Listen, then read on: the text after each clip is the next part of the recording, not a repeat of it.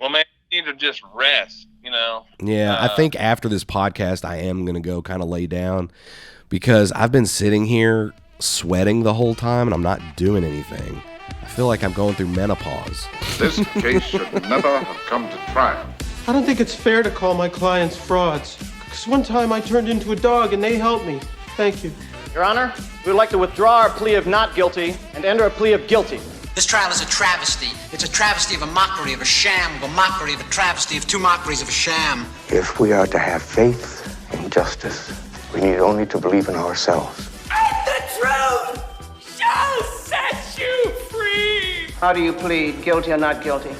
Oh, guilty, but with a real good excuse. I think the truth will come forth. You can't handle the truth! Hello, everybody. It is time for More Law Light, brought to you by Foreman, Watson, Holtry, FWHlegal.com. Today is an interesting day for the podcast. We came very close to this being our first week in over 2 years having to miss, but that is not going to happen because we prevailed and we'll keep our streak alive. The reason for that is that my right-hand man and the guy that makes the podcast happen every week, PJ, was finally run down and chased down by the infamous virus known as COVID-19. So we are not coming to you from the library studio. Instead, I'm in my office, and PJ is in his pajamas at his house. Ayo. So there he is. He's alive, but barely, hanging on by a thread. And, Sorry. So the way this all worked was last evening the equipment was delivered to, well, part of the equipment was delivered to PJ's house. And then this morning the other part of the equipment was delivered to PJ's house, and he set up a makeshift studio there at the house. He's going to tough this one out. So PJ, first, hey. Let's see, you were diagnosed on Monday but began to feel bad on Sunday. Is that right? Yeah, I guess technically my symptoms began on Saturday. It started with just a cough. I felt fine. I felt fine on Saturday, but I started getting this, it was just a regular cough that evening. And then by the time like 10 or 11 o'clock rolled around the time when the tornadoes started getting really bad, I just had this consistent tickle in my throat where I had to keep like clearing my throat or I kept coughing. Right. Then I woke up Sunday morning and it was weird because I didn't really feel sick. I just felt off. Like it felt like something was going on, but I couldn't really tell what it was. And then all of a sudden, like around 9 or 10, I just got hit with chills and body aches, and I started getting this really bad headache. At that point, I thought, well, maybe I have the flu. And I went and checked my temperature, and I felt warm. I had the chills, but when I checked my temperature, I didn't have one. It was just my temp was regular. So I thought that was weird. And then by like 1 o'clock, the headache had gotten so bad. I mean, it was right behind my right eye, and it felt like somebody was just stabbing me in the head with an ice pick. I was telling you about that. And it's like, right. I pretty much laid on the couch all day under the covers, shivering. And then later that evening, I started, you know, when you break a fever and you start sweating profusely? Yeah. I started doing that, but I never had a fever because I kept checking my temperature, and it never got over 98. And it's been like that off and on since Sunday. Like right now, I'm sweating like you'd have thought I just walked up and down a few flights of stairs. But I mean, I've just been sitting here, and I feel like I've had a broken fever. I don't know. It's bizarre. It's bizarre. So yeah, so Sunday was the what I thought was going to be the worst day, because like I told you, I felt better on Monday. Tuesday night ended up being a little worse than Sunday. So it's been ebbs and flows since then. But yeah, Monday I got diagnosed. I went in and had the glorious test performed again for the third time. I'm pretty sure I got a mean nurse because she really stuck it to me. Because what's funny is yesterday when I was talking to Connor, I mentioned how I'd gotten a COVID test Monday, and he was like, He goes, "Oh, did you cuss again?" I said, "Yes, but I waited till after I rolled the window up and was driving away." Well, just so you know, there are others that are, and I think you know this, we won't list them by name just in case they don't want it known. Right. But the old firm has been hit pretty hard by this COVID-19. Yeah. And then I'm learning that land title downstairs, I think I've counted now, all in all, 10 people diagnosed. Oh, no. And then family members of those 10 are getting it. So. Oh, that sucks. It's been an eventful ending to 2021. Right. You know what? We have prevailed many times through this COVID deal and through other things here at the firm. We appreciate, our people who kind of roll up their sleeves and make it happen when these kinds of things work. And we know you'll get back healthy and ready to go. Oh, absolutely. And it says a lot. We didn't miss you were insistent. You were like, I was fine. Usually it's me that's kind of ramrodding things through. And you were like, no, we're going to have the podcast. So yeah. And it's funny because like I said, like yesterday when I was talking to you, it was one of the times where I felt better. And after I got off the phone with you, I just, before I called you about the podcast stuff, I was like, we've gone 116 episodes, and I'm going to be damned if the one episode we miss is just because COVID hit me out of nowhere. I was thinking, I was like, of all the stuff I've done and the places I've gone and the bullet I've dodged since this whole thing began, and it finally caught me. It finally got me.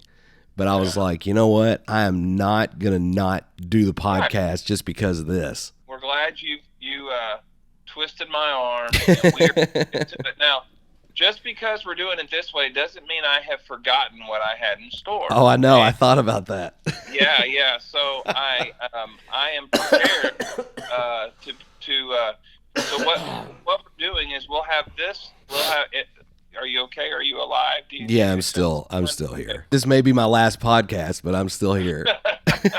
No, I'm still here right now. Oh, but here's what we're gonna do. We have this podcast, and then we'll have one next week, which will be aired on Christmas Eve. Okay? I don't remember. I don't know if you remember, but I asked you if, as we were closing the show down last week after picking winner of the Christmas movie bracket, which by the way was Charlie Brown Christmas, I said, hey, do you like to sing? Can you sing? And your answer was what? No.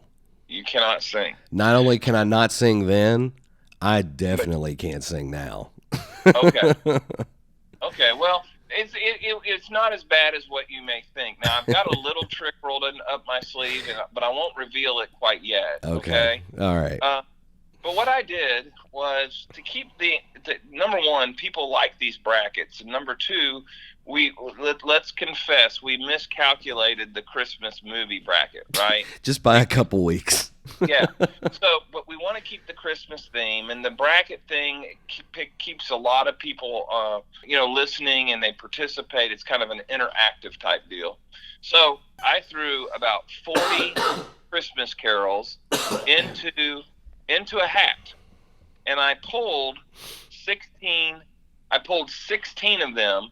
And what I did was I went online and I found the Christmas carols, best known Christmas carols in America, and best or most commonly sung. And there was about 100 of them. I wrote down about 40, and I didn't go in any particular. I just kind of went down the list, and then I threw those 40 into a hat, and I've picked 16. Okay. So what we're going to do today is we're going to take the 16 down to 8. Okay. Okay. Next week we're going to take the 8 all the way to the final. What we're going to do is the winner, whatever Christmas carol ends up being the winner, you and I are going to sing a duet. We're going to sing it on the next episode together. We'll pull up the words on the internet, or we'll have them printed out to where we'll know all the words. And we close out 2021 Christmas time on a high note. With you and I singing a duet together of the Christmas carol that wins. How's that sound? Oh, man. I can't think of a better way for this year to end. It's fitting, right? We're just gonna. Oh, it is. If I don't feel sick enough now, it's going to be even more so whenever we start singing. All right, so here I'm going to reveal. This is now. Look, there are a gazillion Christmas carols. Oh, yeah. So I reduced a list of 100 down to 40, and then put the 40 and a half, 16. So these are the 16 that were randomly selected. Okay. All right, let me have them. I'm going to read the 16, and then we'll go back to the top, and we'll start doing the bracket pick. Got me? Sounds good. All right, so the 16 are Up on the Housetop, Santa Baby, Winter Wonderland, Oh Holy Night, Have Yourself a Merry Little Christmas, Away in a Manger, Rudolph the Red-Nosed Reindeer, Silent Night, Rockin' Around the Christmas Tree, I'll Be Home for Christmas, We Wish You a Merry Christmas, Oh Little Town of Bethlehem, 12 Days of Christmas, O Come, Emmanuel, Joy to the World, and Grandma Got Run Over by a Reindeer. Okay? Nope. So there's the 16. Now, obviously, again, before anybody gets their, all their dander up and gets all upset about things, we're not saying that these are the best 16. We're saying that this is a random cross-section of Christmas carols that we've pulled for our first Christmas carol bracket. Got me? Sounds good. I know. I was getting ready to say, no, baby, it's cold outside. No, and it really isn't. It's only 64 degrees out. We're gonna have another round of storms. Let's hope they're not nearly what we had last week. Yeah. Okay. So let's go back to the top. Are you ready? I'm ready. Some tissue or anything before we start to blow your nose or anything? I've got a roll of toilet paper right here. Okay. But was Frosty the Snowman in there? No, it was not. Wow. Again, Frosty was in the 40, but it was not one that I just randomly picked. Right. Yeah, somebody's got to go. Sorry, yeah. Frosty. I mean, if we really took the best 100 Christmas carols, with this bracket would be huge, and it would take us forever, right? So that's true. I was kind of surprised Santa Baby's in there. Yeah, Santa Baby is That's one of those canceled Christmas songs. I should have put some song in there like, We Will Rock You or something like that for the debate of whether or not it's a Christmas song. Right. Yeah. Okay. Are you ready? Let's do it. Good? All right. Yes. Up on the Housetop versus Santa Baby. And I'll let you pick first. I don't know. What's funny is up on the housetop, click, click, click, that song. Yes. There's a movie out there called Meet the Blacks, and it's a parody. I don't know if you've seen it or not. Yes. And it's kind of making fun of the Purge movies, among a few others. It's got Mike Epps in it. But there's a character in there, and I can't repeat the way he sings the song, but he sings that song.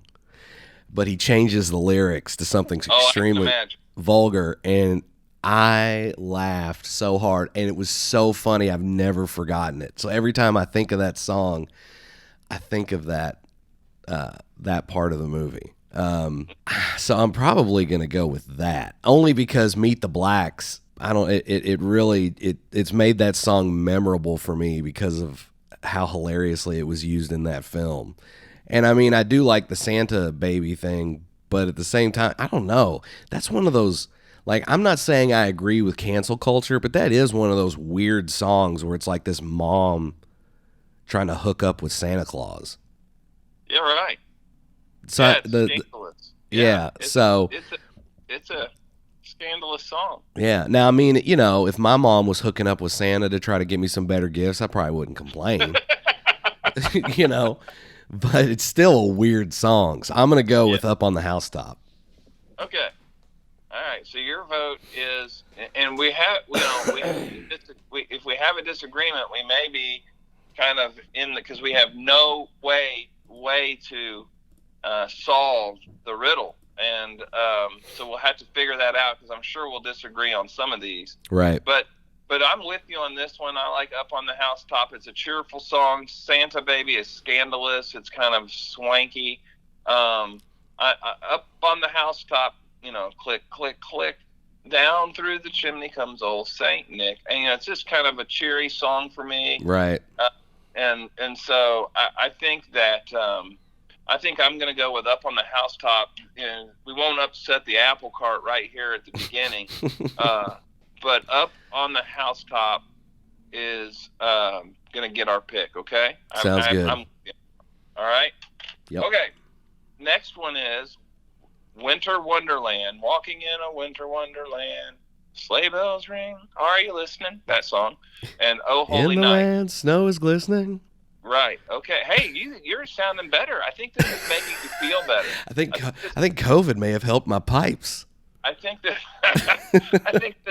I think this whole thing is bringing a healing mechanism to you. It's a healing mechanism. Yeah, I'll let you know in a couple hours. Okay. Yeah. Just please not when you're having diarrhea. I'm sorry. Yeah, don't make me laugh. Okay. All right, so we have Winter Wonderland against Oh Holy Night. The stars are brightly shining. That song, okay? I'm gonna go with Winter Wonderland because that one gonna go with that one for the same reasons that you had went with Up on the Housetop. It's like I like Oh Holy Night, but it's much more of a somber type song, whereas the Winter Wonderland's a little more upbeat and cheerful. Okay. I think, and that's gonna be my pick. Of the songs that focus on the birth of Christ and that being the focus of the season, Oh Holy Night still isn't one of my favorites, okay? There are others that are, in my mind, better. We're going to get to one of those, and it's got I have a lot of memories with it. But if I'm with you. I like Winter Wonderland. It seems like that's the song that's playing while you shop. It's at the at the ice skating rink. It's just one of those. I think in the fabric of America, walking in a winter wonderland. Yeah. It's just it's right there. It hits all the points that you need in a Christmas song. So we'll advance Winter Wonderland over Oh Holy Night. Okay. Sounds good. We're going to go to the bottom of the bracket and work now, and we will start with Joy to the World versus Grandma Got Run Over by a Reindeer. That's an interesting pairing. It is. This stop motion animation versus Elf, right? And, it's two totally different types of movies. Right. Two totally different types of songs. So, I'm going to go first on this one since we're working from the bottom of the bracket up. Okay. Even if Grandma Got Run Over by a Reindeer was going against any song, I cannot stand Grandma Got Run Over by a Reindeer. It's just, any song has a chance against it, okay? Right. I don't get, drinking too much eggnog and hitting her and leaving her out there in the snow. I just don't like it. I've never liked it. And are you saying that Involuntary Manslaughter is not a great Christmas song? Right, it's gimmicky. It's just not my bag. So I'm going to I'm picking Joy to the World to advance. Well, I have a feeling that my selection will surprise you. While I like Grandma Got Ran Over by a Reindeer, it's one of those songs where it gets old very fast. Yes. Like it's clever the first time you hear it, and then it's a one and done. Like you really don't need to listen to it anymore. To me, it doesn't really embody the spirit of Christmas. Right. So I'm going to go with Joy to the World. I bet you didn't see that coming. JTW. JTW. Then we have 12 Days of Christmas versus O Come, Emmanuel. The O Come, how does that song go? Because I'm drawing a blank. O Come, Emmanuel. And I don't know the rest, so we better not pick this one. It's going to be a hard one to sing. I know, because the other song, you basically just have to say it. You just have to talk. The 12 Days of Christmas would be a tough one if we pick it because it's so long. I know, and I'm going to be honest, that's to me, that's the most annoying Christmas song. Because it repeats itself over and over and over. It's just, I can't. So you go first, and then I'll follow it up. I like O Come Emmanuel. It's a religious song, of course, about the coming of Christ. And I'm probably off key on that one, but if I heard it, it's a really pretty song. And what we'll do is, if it advances over 12 Days of Christmas, we will play it next week just so you can hear a piece of it done right. Okay. Okay. But I'm not saying it has to advance. 12 Days of Christmas. Here's the thing about 12 Days of Christmas. I don't know what half of those things are. And I don't know why anybody in the world would want any of them. Okay? Now, It's been redone several times by people, and they put gifts in there that are realistic, right? Okay, I know 5 golden rings would be cool because you could pawn those. But the rest of these things, a bunch of birds and dancers, okay, let's leave that one alone. But I don't think that it's up to date, and the 12... just not. And so I'm voting for O Come Emmanuel. It's a very beautiful hymn, Christmas carol, and I advance it. All right. Well, I'm going to make this easy too. Even though I don't even know the O Come song, I'm going to choose that because honestly, 12 Days of Christmas is the most annoying Christmas song out there. Like, I would rather listen to Grandma got run over by a reindeer 12 times than have to listen to the 12 Days of Christmas. And it's not even, I mean, I'm with you. I'm like, what the hell is a turtle dove? Right. I mean, I'm assuming it's some kind of dove. Why do you want them? Right. I mean, maybe they have shells back in the day. They liked doves with shells. Turtle. I don't know. So I'm gonna go with that song that I don't know over the song that I really don't like. There you go. Hey, that's how you have to get through these things. Right. All right, so we've eliminated 4 songs and we've advanced 4. So now we're going to work back up to the top of the bracket. 2 really good songs. Have Yourself a Merry Little Christmas versus Away in a Manger. Are you wanting me to go first? Yeah, you go first on this one, and I'll go first on the next one. I'm going to go with Have Yourself a Merry Little Christmas. Have yourself a merry little Christmas. Hey, there you go. That sounds good. I know, it sounds like I have 3 testicles. This one's one. What did you just say? Nothing, I'm sick. Okay. I didn't think you did say that. Nope. Have Yourself a Merry Little Christmas versus Away in a Manger. As a child, I love the song Away in a Manger. And as an adult, I like the Have Yourself a Merry Little Christmas. I can remember the Christmas of 2015. I was alone. I think I've told that story. The girls were with their mom. My plan was to wake up on Christmas Day and to run as far as I could without stopping until they could come over that evening. And I ran like 19 miles. The night before that, I was eating spaghetti by myself. I was listening to songs, and Have Yourself a Merry Little Christmas came on, and I found myself with a little smile. And I'm sorry, this was December of 2014. I remember that song being on, and so Have Yourself a Merry Little Christmas is definitely going to get my vote, even though I do really like Away in a Manger. Right. Did I make my choice? Yeah, you did. Have Yourself a Merry Little Christmas. You sang it. Oh, okay. Well, I knew I sang it, but I don't remember that I said that's the one I was going to pick. I must have blacked out. Okay. Yeah, that's mine. This next one is tough for me. I'll introduce it. Rudolph the Red-Nosed Reindeer versus Silent Night. I'll pick first. Let me just say I love the song. I've already talked about this when we were talking about the movie, that I think one of the reasons the movie is so good is because it has a song that's so memorable, Rudolph the Red-Nosed Reindeer. And it's a fun song. Kids like to sing it. It's been parodied. It's been, Silent Night. I'm not going to go into the whole story, but it has a extraordinary sentimental meaning to me, going back to when I was a child and spent a first Christmas with my mom after my folks had divorced. Silent Night is probably one of my all-time favorite songs for that reason. And even though Rudolph's an incredible song, I'm going to go with Silent Night. Well, I love Rudolph the Red-Nosed Reindeer. I love that song. It's to me, it's one of the cornerstone songs of Christmas. It's like when you think of Christmas, you kind of think of that, like earlier when I mentioned Frosty. It's like Frosty makes me think, But I think, though, in a lot of ways, that Rudolph is also kind of kitschy. When I think of Christmas songs, I think it's Silent Night. To me, it's,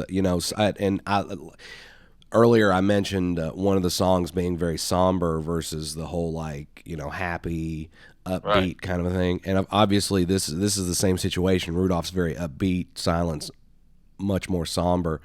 But in terms of what makes me think of Christmas and which one I would prefer to listen to, I would rather go with the more somber Silent Night. So I'm gonna also vote for that. 4 more songs, 2 more selections to make here. Okay. And then we'll read out the Elite 8. Rocking Around the Christmas Tree and I'll Be Home for Christmas. Is it my turn to vote first or yours? Your turn to vote first. Okay. Rocking Around the Christmas Tree and I'll Be Home for Christmas. How does I'll Be Home for Christmas go again? I'll be home. That's right. Okay. I was, like I said earlier, I've got kind of a headache and it's slowly getting worse. So I was having a hard time thinking of that. Man, this is a tough one because I love both of these songs. But being a cinephile, I think I know which one I'm going to pick, and that's Rocking Around the Christmas Tree. And that's because I'm sorry. That's because it makes me think of Home Alone. Mm-hmm. And, I love Home Alone. So between these two, that's the one that jumps out at me, thanks to Kevin McAllister. So I think I'm going to go with Rocking Around the Christmas Tree. I'll Be Home for Christmas. I think before we had FaceTime and internet and all of the technology we have, it was a relatable song. Okay, the one thing that I think still holds true is, I think this time of year about soldiers that are overseas, I can't even pretend to feel what families know, how they feel having moms and dads overseas and not being united with their family at Christmas time. Yeah, because this was written in World War II, wasn't it? Right. For that reason, I mean, it's a great song, and it does embody that entire emotion of not being with your soldier or with your loved ones, because of their commitment, and they can't be home. Beyond that, we now are able to see and talk to people via, FaceTime and Skype, Microsoft Teams. I mean, COVID has kind of done a great job of at least allowing us to see and talk to people even though it's on a monitor. And so Rocking Around the Christmas Tree is, again, upbeat, fun. I think a lot of times Christmas is hard on a lot of people, and having some upbeat songs like this playing, Rocking Around the Christmas Tree, it does bring to mind Home Alone. And so I'm going to give it a slight edge over I'll Be Home for Christmas. I, too, will advance Rocking Around the Christmas Tree. Oh, wow. Okay. All right. Last, and I'll pick first. And this one's, I think, an easy one. But We Wish You a Merry Christmas in a Little Town of Bethlehem. Again, of the songs that focus on the birth of Christ, A Little Town of Bethlehem obviously focuses on where the birth occurred and how Bethlehem had no idea that something so amazing was happening that night. We Wish You a Merry Christmas. As a kid, we would go Christmas caroling on Christmas Eve after church, right? I've even told you the place we used to go, and then we would watch Charlie Brown Christmas and things like that. All the kids and all the parents would visit. Yeah. But we would go Christmas caroling, and I remember singing We Wish You a Merry Christmas and all of it, and it just brings, and it genuinely brings into a song what we say a million times during the holidays. Merry Christmas. I want to wish you a Merry Christmas and Happy New Year and wish you a Merry Christmas. The figgy pudding part, I don't know, but the I don't even know what figgy pudding song is. I think it is Christmas, and so I think We Wish You a Merry Christmas gets my vote. I'm not going to go into a whole lot of why, but I'm going to go with you because to me, We Wish You a Merry Christmas is kind of the Christmas song. I mean, it's like you said, it's when you go Christmas caroling, that was the song that you always sang. So yeah, I mean, I think it's the same in every Christmas movie. It's like every Christmas movie has that song in it because I think it's one of the more recognizable, most Christmassy songs there are. So I too will go with that one. And I mean, people may not believe this, but we've compared 16 songs, 8 pairings, and I never really felt strongly enough to put up a fight to be different than you just for the sake of controversy. These were my votes, and it's just weird how we did align on these. Yeah, songs. Same. Next week we will need an intermediary because I think it's going to be a tough one, and we got to reduce 8 down to the final song next week so that we can then sing it. Okay. Yes. Here are the pairings for the 8 Christmas carols that survived. They survived COVID. They survived PJ having COVID. And they are a part of the 8 Christmas carols from Foreman, Watson, Holtry. Here they are. Up on the Housetop versus Winter Wonderland. Have Yourself a Merry Little Christmas versus Silent Night. Wow. Oh, wow. Rocking Around the Christmas Tree versus We Wish You a Merry Christmas. And finally, kind of in a pairing that matches 2 of the songs that focus on Christ's birth, O Come, Emmanuel versus Joy to the World. So, okay. That worked out really well. Yeah, it did. We're going to have those 8 songs. I will forward these to you so that you can also put these on social media. Okay. And we will narrow it down to one, the champion, next week, okay? Sounds good. Listen, drink water. Rest. I have drank so much water. I have peed so much. Well, that's good. So here's the thing. So I've been drinking so much water. And, I can't leave the house. I'm in quarantine. So last night I was like, you know what? I'm going to order Little Caesars pizza. I'm just going to get some pepperoni cheese bread. But the main reason I was like, I got to get something else other than water in this house. So I ordered a 2-liter of Pepsi. As you know, I lost my sense of smell, but I can still taste. Now, it's muted. It's not as strong, but it's still there. Losing your sense of smell is the most bizarre thing ever. And you don't realize how much you take smelling things for granted.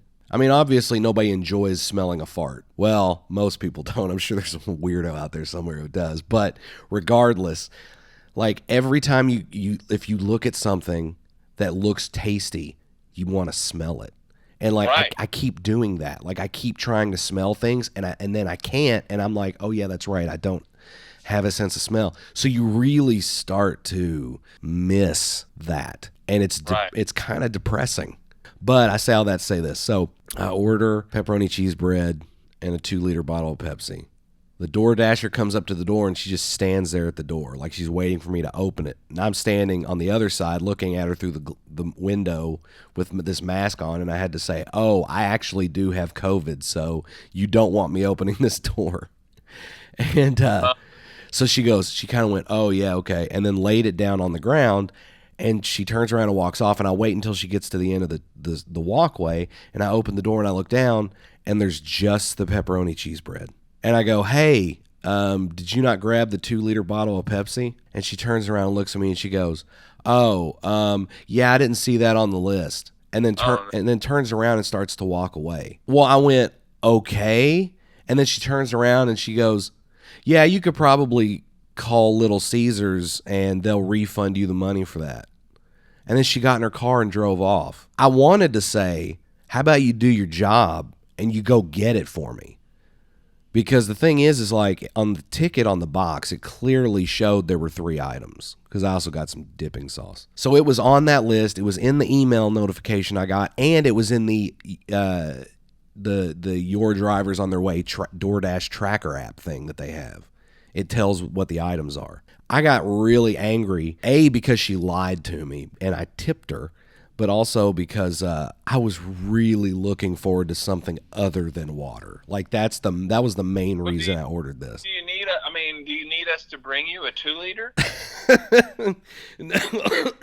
Or do you want me to pull a Christmas vacation? No, I'm good. I actually and deliver her to your front door.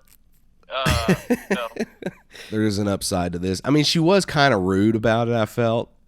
So I called the Little Caesars DoorDasher customer service, and they ended up refunding me for the 2-liter, the tip, the service charges, and they took all that out of her check.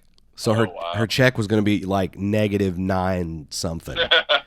And yeah, so I felt vindicated at that point. But everybody because I haven't yet put it out there that I have COVID. So, but everybody that does know has been super awesome. And Leslie, for those who don't know out there, Leslie's my girlfriend now, and she's brought me some stuff. My stepdad is stopping by tonight because I had a grocery list of stuff I needed to go get, but I can't leave the house. So he's going to go get that later on today. And, you guys have extended the offer. Kathy has reached out and said, Amy too, if I need anything, let them know. Right. But everybody's been really, really awesome. And I'll be honest, by today, I thought I was going to feel better. Well, man, you need to just rest, Yeah, I think after this podcast, I am going to go kind of lay down because I've been sitting here sweating the whole time and I'm not doing anything. I feel like I'm going through menopause. You are. Hey, let me tell you just a funny that I did on Allie. When Allie had COVID, she stayed in our upstairs. Remember me telling you about all that? Right. And I would for her, and she literally lost every bit of her smell and taste. I mean, nothing. And so I made some eggs, and so when I stirred them up, she wanted scrambled eggs. So I put in red pepper flakes, I put in cayenne pepper, and I even had I keep raw jalapenos, and I ground them up in the food processor and put those in with the eggs, just to see if she would say, "What in the world?" And she never felt her tongue burning, and B, she never smelled it or could tell that it was different. Yeah. That's crazy. I mean, it's absolutely crazy. It's when I first noticed that my smell was gone, I started kind of freaking out because I thought, do I have taste? So I went and got a teaspoon full of hot sauce and ate the hot sauce. I could still taste it. It wasn't super strong, and it didn't really burn like it normally burns. And that's the other thing about the smell. Like, I'll take cologne and I'll spray it on my arm. You know when you get like cologne or hairspray or something like that in your mouth, it's got this weird like chemical metallic taste, right? But you can also smell it. Yeah. Now it's like I'll have that metallic chemical taste in my mouth, but there's no smell. It'll come back, and then it's when you really need your 2-liter because you can enjoy it. Okay. Exactly. So, I'm gonna be going around smelling everything once it comes back. Including farts, just because I'm so excited. I wouldn't recommend doing that. I would be selective in what I go around smelling. So. I'm just going to go stand in bathrooms. I'll be so excited I got my smell back. All right, man. Well, Godspeed and getting over this thing. Thank you. And let us know if you need anything. We'll be looking forward to the posting of the podcast, and well, I guess we'll see you next week. Toward the end of next week, right? Yep. Just in time for Christmas. Just in time to sing a Christmas carol with me. That's right. All right, buddy. Okay. I will talk to you soon, okay? Sounds good. This case should never have come to trial. I don't think it's fair to call my clients frauds. Because one time I turned into a dog and they helped me. Thank you. Your Honor, we would like to withdraw our plea of not guilty and enter a plea of guilty. This trial is a travesty. It's a travesty of a mockery, of a sham, of a mockery, of a travesty of 2 mockeries of a sham. If we are to have faith in justice, we need only to believe in ourselves. And the truth shall set you free! How do you plead, guilty or not guilty? Oh, guilty, but with a real good excuse. I think the truth will come forth. You can't handle the truth!